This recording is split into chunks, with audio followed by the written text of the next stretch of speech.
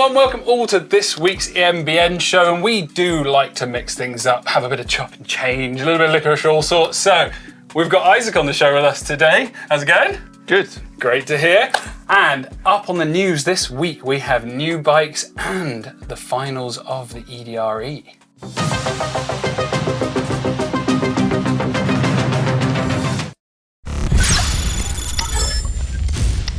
One of the pioneers of e-mountain biking as we know today, Haibike, have actually released a new bike in their lineup called... The Haib. Interesting name that, isn't it? Yeah, well, it's because I read it and I was like, oh no, it's Haib. Is that a spelling mistake? Yeah. It looks like it could be a spelling mistake. But what's quite interesting is the fact that Haibike have never actually released a dedicated e-mountain bike race bike. And so this now fits that bill. Oh, so this will work because I was going to ask, because I don't know that, what makes it a dedicated race bike? Well, I'm ignorant about that. That's a very, very good question. But I'd say it's, down to the travel, the kinematics, and funnily enough with this one, that Bosch Performance CX Race Limited Edition motor. Okay. So it sets it apart. Now, it's a 170, 160mm travel bike, full 29. It has 750 watt-hour battery with a 210 watt-hour range extender compatibility. So for those race stages like you may have experienced fairly recently, having a little battery extender is going to be a prime thing to have to help you round those big, big days. Now, it comes in two different models, which are... They are the Haib 9 and the Haib 11. So, which is a bit weird. Why is it not 1 and 2? With the Haibike number naming range, fine. it all gets a little bit confused. I'll just show myself up about my ignorance, but no, that's cool. So, all good. I think the 11 comes with Fox and the 9 comes with RockShox. Yeah. Is that right? It's different suspension models. And again, so geometry-wise, it's very up there for race bikes. You've got a 64.5 degree head angle. You've got a 76.3 seat angle. Chainstays coming at 455. So they're all, all on trend, I'd say. It does strike me. Well, I don't know if I could say it. Go for it. The length seems quite short if it's supposed to be a big 170 race bike. So we're talking about reach numbers. Sorry, reach, yeah, like 468 for a large. Yeah. But is that a thing on e-bikes? Do they tend to have? Do they have a shorter reach? Because no, generally not. So yeah, again, the reach numbers are a little bit on the shorter, but it could. It depends. Yeah, no, I don't like too long a reach. Me neither. I actually ride a medium trail bike because I like the slightly more compact cornering. And it helps with an e-bike slightly lighter. Yeah. Well, so they've got some great bikes. They're awesome looking, and they're coming in at either 799 euros for the 9 or 10,999 euros for the 11. But the spec to match factory suspension. But next up, then, Isaac, what do we have? We have an e-fat bike. Yeah, I don't know how you feel about that. It makes sense, right? Because fat bikes are all about riding through bogs. Snow, sand, and then from what I've seen about what you and Steve do, it's a lot of riding through bogs, I think, on your e-bikes.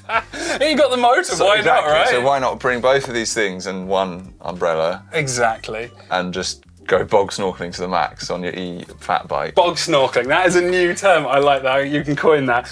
So, but you can tell the viewers about the actual facts about this bike. The actual facts. So again, so it is an e-fat bike, a new e-fat bike on the market, and this is from Rocky Mountain. So they've classically had their Blizzard, which is their fat bike. Again, being from where they are in Canada, you do get snow that actually validates a fat bike. It's not necessarily like a trail bike. It's meant for snow touring and sand touring, and so be it. Hence the name Blizzard.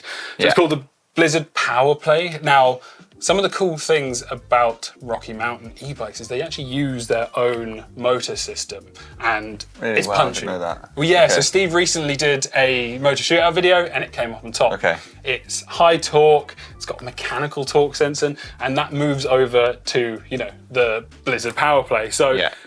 Reach numbers, everything is all pretty similar. I'd say it's actually very similar reach numbers to the Haibike, funnily enough, considering it's a rigid or hardtail bike. Yeah.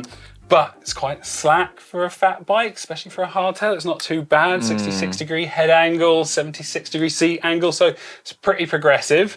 750 watt hour battery with a 314 watt hour range extender. Another battery slice of pie or something. Well, yeah. Again, it's going to be, it's going to be chucking about a third extra onto your ride. But why is it 314? Why not a round number? Well, that was why I said pi. But, 3.1. but I like that. I like don't that. It comes with some big old tyres, so 4.5-inch tyres. Wow. Massive. And it's 27.5 as well, according to them. But considering this is a snow-aimed bike, the key point to this, and this is something that Rocky Mountain have been very, very adamant about testing, is they say that the battery will work up to minus 20 degrees Celsius absolutely fine. That's a big statement. Yeah. And it adds to what it's aimed at doing. If it goes over that, it runs into an automatic shutdown, interestingly, but they say it has up to 85% battery capacity at that temperature. So interesting stuff. What do you guys think about e-fat bikes? It's always been a bit of a mixed one. No. Go on, go for it. Go on, you started now. I think it makes perfect sense. Yeah. There we go. Everyone He thinks it's got Isaac's seal of approval, which is always what we need. Isaac's, now you're a new e-biker. That's the most important thing. Yeah. So, next up we have Mondraker. Now, Mondraker haven't long released their first ever super light SL e-mountain bike to the market, the Neat, to which, great name, it's quite neat. There's so many puns you could do about that. But they're now pushing on to add another one to the lineup. And I like the name. What do you think about the name?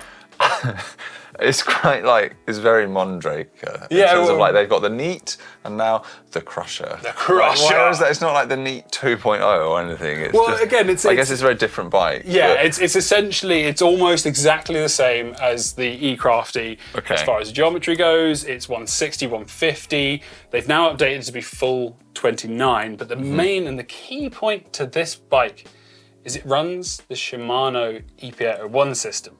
So the Crafty was running the Bosch system and now they're running the Shimano, which is interesting because I think we've seen a lot of brands move over to Bosch rather than vice versa. Okay. I mean, I'm thinking maybe it's to do with auto shift and the fact that it's got free shift. Yeah. It's an interesting key point, and they actually claim it to be slightly lighter, but that's down to a technicality. That's down to the 200-gram difference in the motor and the fact that the Shimano one runs a 720 watt-hour battery and the Bosch one runs a 750.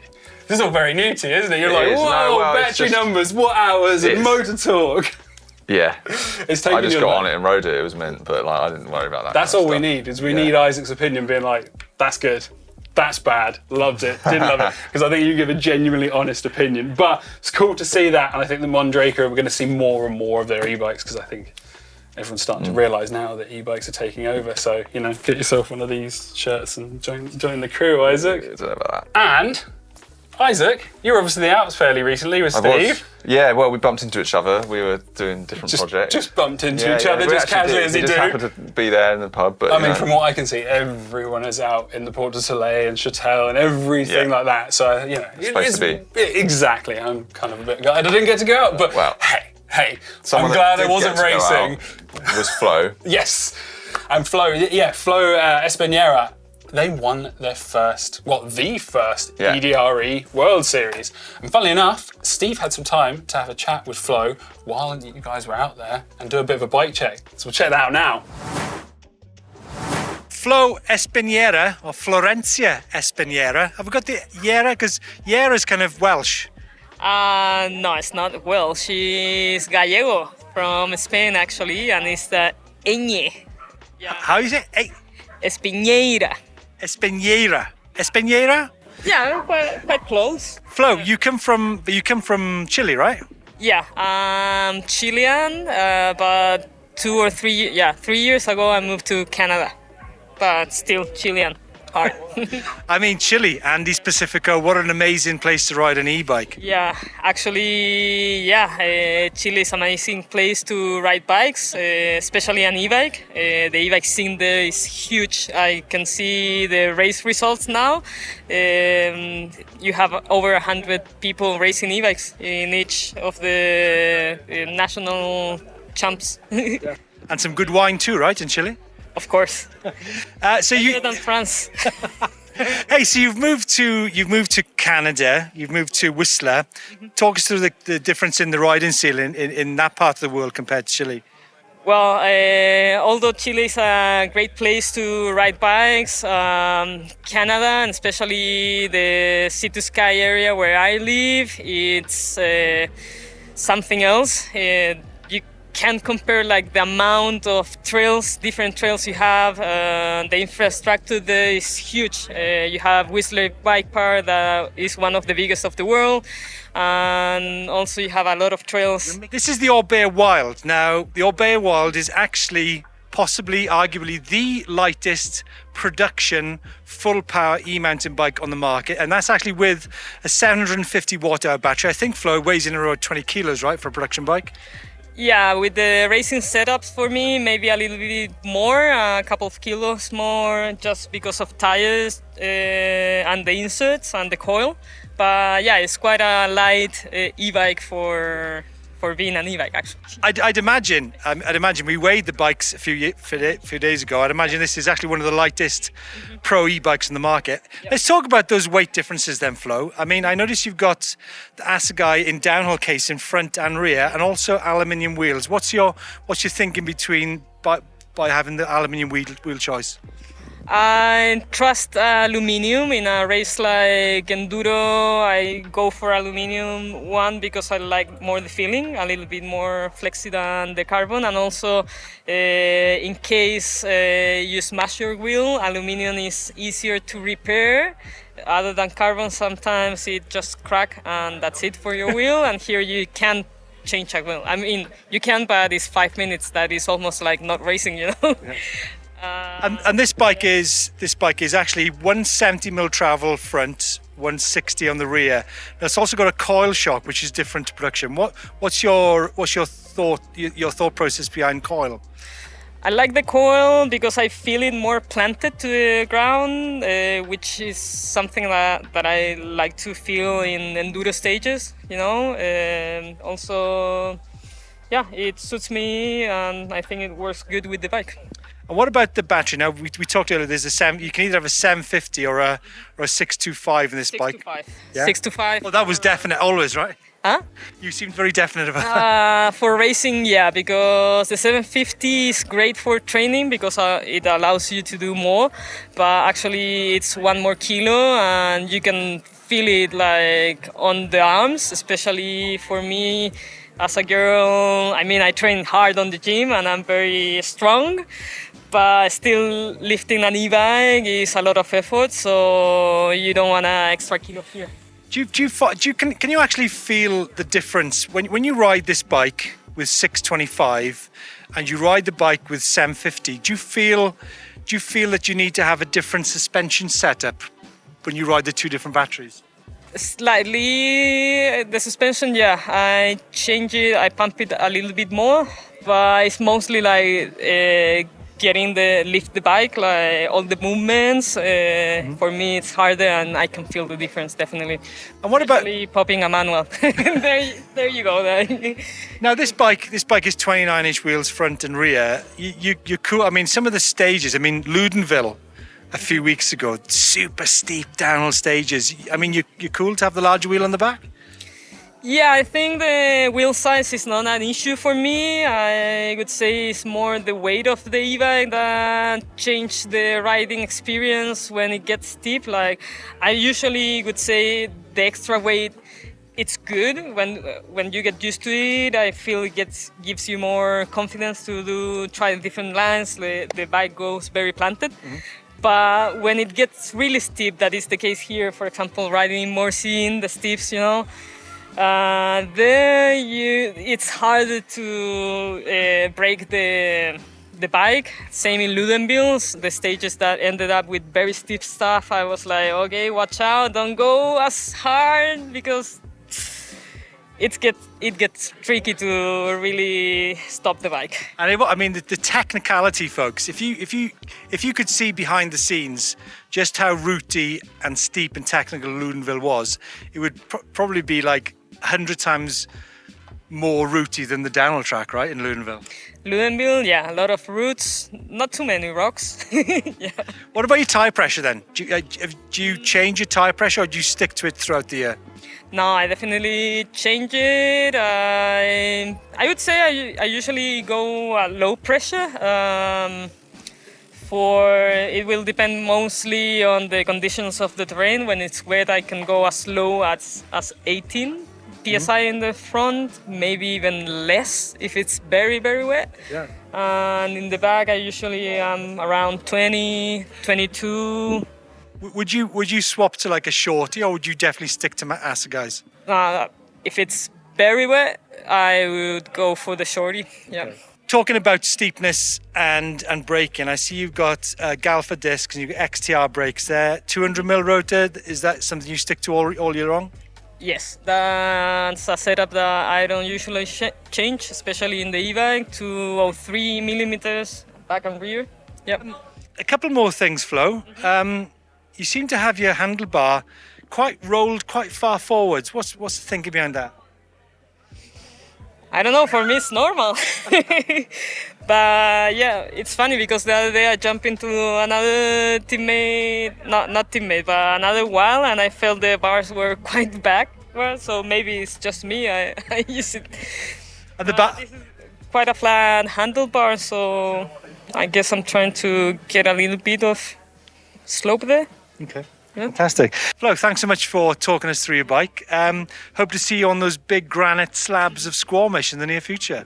Yeah, sure. Whenever you want, we can go for a ride and I'll show you the good stuff around Whistler, actually. And show me how to ride. Thanks so much.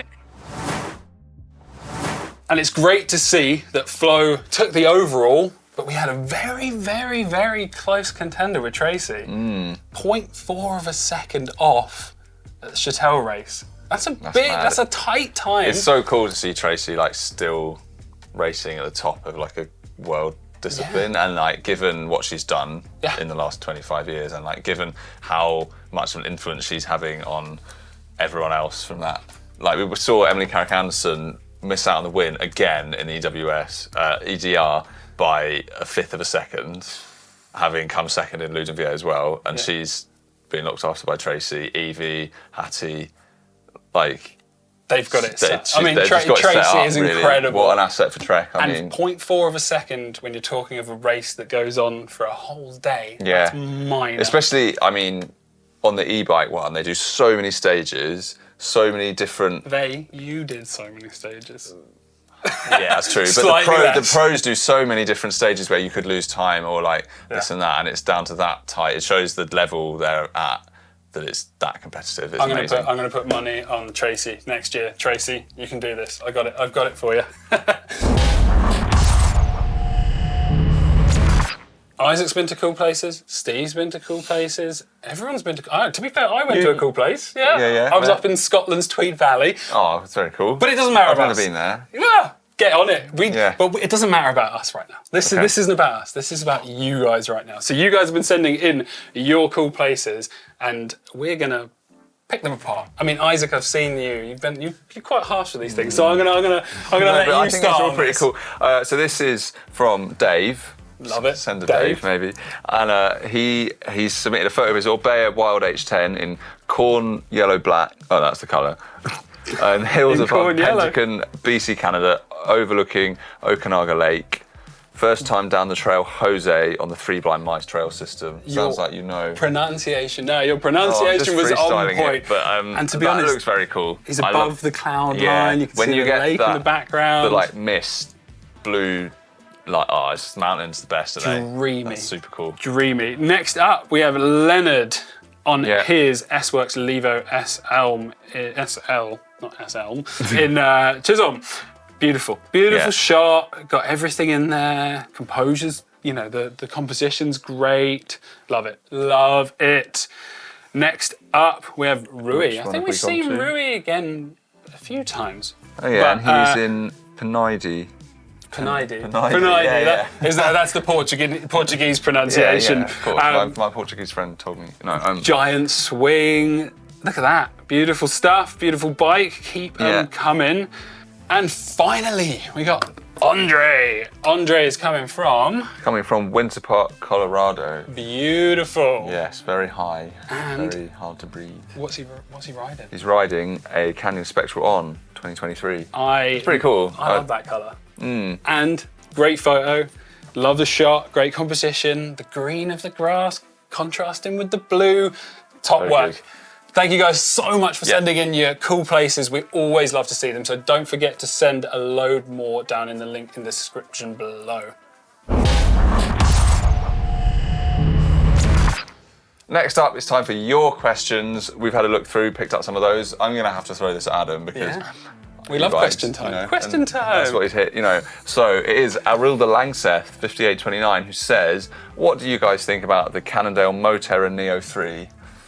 To me, or rather to them, it seems it gives good value for money, at least in the autumn sales. What do you think, Adam? I think it is a primo bike. For the price, especially if it's in the autumn sale, it's great. I mean, it's running Jharee's, so solid fork. Again, it's very, very similar to the Lyric, but just less adjustment essentially, and maybe slightly more basic damper, but it's gonna do the job. It's air suspension. You know, you're running a 12-speed Shimano drive chain, super reliable. I think it's Dior on there. And you've got the Bosch motor. Yeah, exactly. You can't beat Dior. It's a solid group set, it's cheap, and it works so well.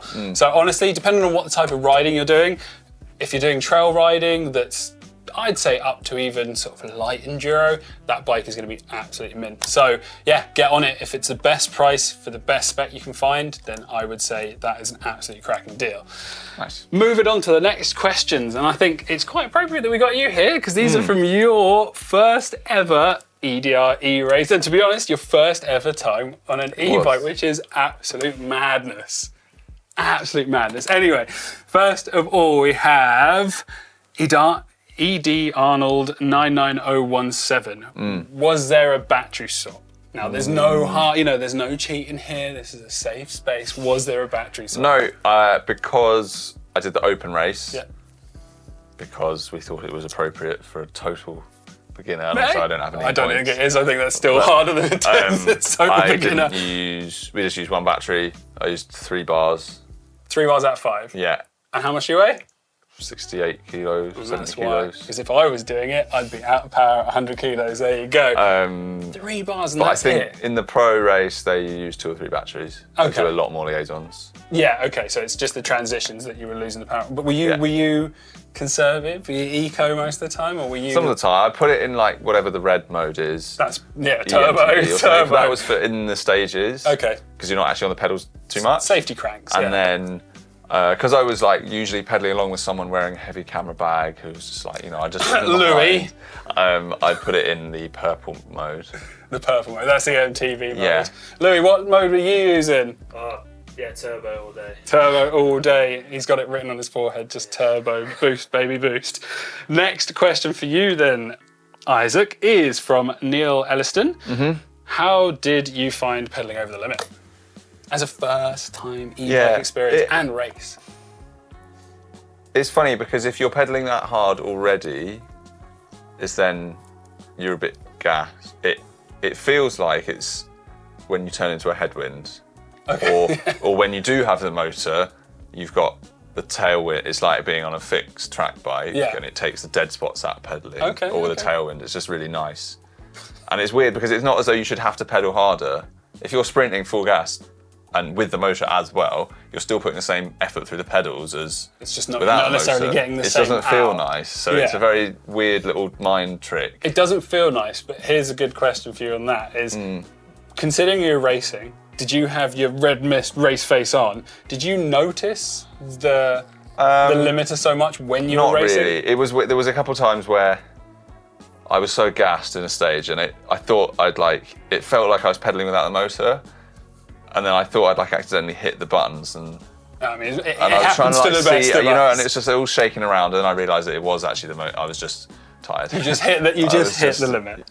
No, I hadn't. That was the thing. It was actually powering me. I was just flapping. So not good generally. No, but it was when you just got to the point, because I had to learn quite a lot. But when you can, you get one crank out of all the hairpins and stuff, and you get that power boost. Yep. When you feel like you're actually doing that properly, that was cool. Like you really begin to understand, like. It can be good, but you can be complacent if you get used to slowing into a corner and cranking out. Well, That's true. Thank you guys so much for sharing in your comments in our comment section. We'd love to have loads more questions from you guys, so fire them up. It could be anything. Win, wonderfuls, whether it's for me, Isaac, Steve, Anna, the lot, even for Louis in the background there. So fire over your turbo mode. Yeah, we can get some questions for Turbo Louis. So make sure you guys leave your comments down below. So, on this week's weekly question, we always like to ask some, clenchy, maybe some contentious questions, but I've started to do it now. I asked Anna last time. So, Isaac, what is your weekly question to our wonderful My audience? weekly question is, because I've just been introduced to this and I'm trying to learn the techniques, what EMTB riding techniques have you guys learned that kind of sets it apart from riding a normal, I'm not going to say acoustic, a normal mountain bike that helps you really lean into and get the most out of it being an e-mountain bike, whether that's a cornering technique or how you weight the bike, or exactly anything cranking like that. out of a corner. Whether it's a good or bad technique, we'd love to hear what you guys have got in the bag. Cranking the doors open of the big and wonderful bike vault this week, and we've got probably GMBN's most critical bike vault presenter. I don't know about that. I just think people take really bad photos of their bikes. Snob. I don't think you do, but I'm going to let Isaac be the judge of this week's bike vault. So, first up, we don't have a name, but I can only assume the guy is called Barry Moran, because his name is on his bike. Maybe. He has his, I don't know what it is, I'm trying to suss it out. But it is cool. Polished always gets a photo positivity for me. Polished He's silver. also balanced it in the rock. Yeah? It's Metallica logo, and he's actually got a Slayer custom decal on his Zeb. So Metalhead, man after my own heart. kind of cool. And also Barry Moran, former Gaelic footballer. You've been doing your research. Yeah, So, I think Isaac, that's nice. what are we saying? Nice or super nice? Do I have a bell? Or do I say super nice? You can say, say you what can I make a bell noise, that's even better. No. It's super nice. Cheers for sending That's a us that super bike. nice Barry. Next up, we have Paul on his It is. Trek Fuel EXE in the beautiful blue colorway in BC, Canada, and Fernie. Yeah. I think it's a great shot, great composition. Maybe the light, maybe it's a little bit dark, but this isn't for me to judge. This is Isaac's bike vault. What do you reckon, Isaac? It's nice. Nice. It's nice. It is nice. Because it's just, I can't, Go on. it's just a bit dark. I can't dark. really see. Turn the exposure up, and then we'll get you super Yeah, nice. but the paint's lovely. The paint is lovely. So you've got essentially a super nice. It's just a photo. Next up, we have Paul on his Giant E-Rain 2022 in the Italian Alps. Beautiful, stealth, full blacked out. Looks aggressive, looks slack, looks hardcore. Doesn't it? It looks like, wow. He's got enduro guards, he's got the mud guard. What are we saying? Super nice or nice, Isaac? It's super nice. It's because super nice, is it? It looks Yeah. very sort of hard-working. There you go. Send in your hard-working stealth out bikes. But thank you so much, guys, for this week's Bike Vault. And like I said, just chuck a load at us. Throw them down in the description, the link in below, and we will. Well, I'll steer Isaac away from being harsh. So, but you've been quite nice on this one. Positivity just rubs off, Positivity. Yeah. That's what we like to envelop. There you go. Next up, we have this week's Getting Social. So, I do like a chat, I do like talking. Yeah. And on this week's Getting Social, we have Mr. Barry McInnes. He's a Canadian local, and he has been riding Outer Limits, which is a fairly well-known trail in BC.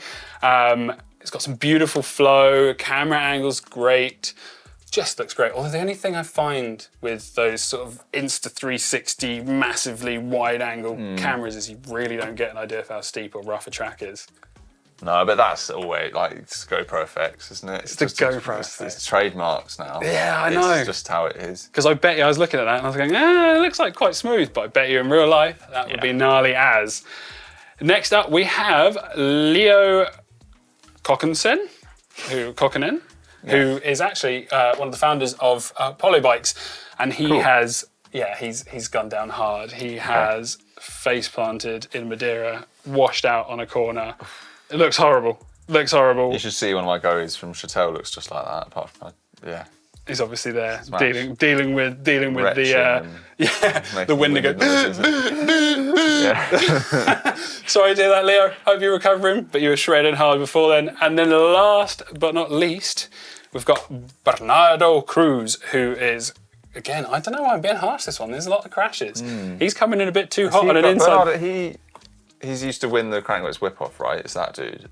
Yeah. Is, and legend. Look at that. He comes in too wow, hot on the inside corner, but he redeems it. He takes it back. That was pretty good. Yeah, he knows how to handle a bike, and credit to him. He showed the mess up, and then he showed the correction.